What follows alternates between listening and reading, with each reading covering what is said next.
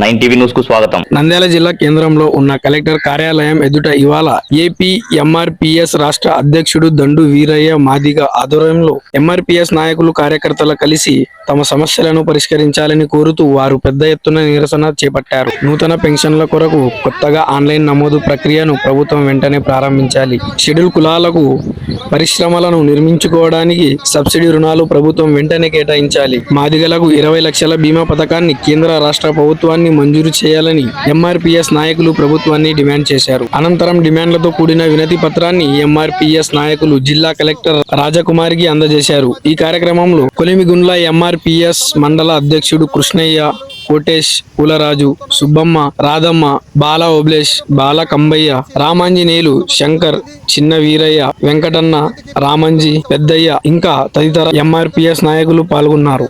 9 TV news reporter Rammohan Reddy. Ration కార్డులు రాలేదని చెప్పని తీవ్ర మనస్తాపానికి గురి అవుతున్నారు.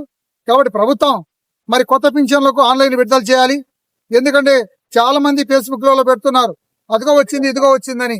అలాంటివన్నీ చూసి కూడా మరి కొంతమంది లబ్ధిదారులు మోసపోతున్నారు. దయచేసి ప్రభుత్వమే స్పష్టమైన అవగాహన రావాలి.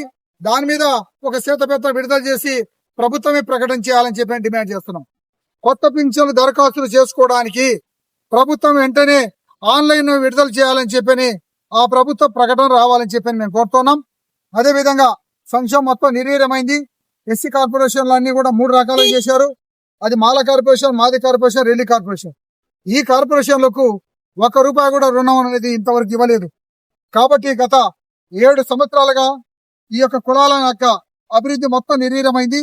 కాబట్టి ప్రభుత్వం ఈ సంక్షేమ పథకాలకు బడ్జెట్ కేటాయించాలి. 26-27కు ఏదైతే బడ్జెట్ కేటాయించారో ఆ బడ్జెట్ వెంటనే కార్పొరేషన్లకు నిధులు విడుదల చేసి అనువైన పథకాలను పేద వర్గాలకు అందించాలని రాష్ట్ర ప్రభుత్వాన్ని డిమాండ్ చేస్తూ ఈరోజు కడప జిల్లా కలెక్టర్ గారికి విజ్ఞప్తి చేస్తున్నాం. దాన్ని ఈ రోజు చాలా మంది దరఖాస్తు చేసుకున్నారు. డబ్బు కళాకారులకు అవి హోల్డర్లో ఉన్నాయి. అవి కొత్త పింఛన్లు దరఖాస్తు చేసుకోవడానికి దాన్ని క్లియరెన్స్ చేయాలని చెప్పని కూడా మన ప్రభుత్వాన్ని కోరుతున్నాం. ఏదేమైనా కొత్త పింఛన్లు రావాలి. అదే విధంగా కొంచెం పథకాలు కూడా పేదవాళ్లకు అందించేంత వరకు యజమాని మరింత ఉధృతం చేస్తామని ఎంఆర్పీఎస్ కార్యకర్తలు, నాయకులు, ప్రజలకు అందరికీ కూడా మనస్ఫూర్తిగా కడప జిల్లా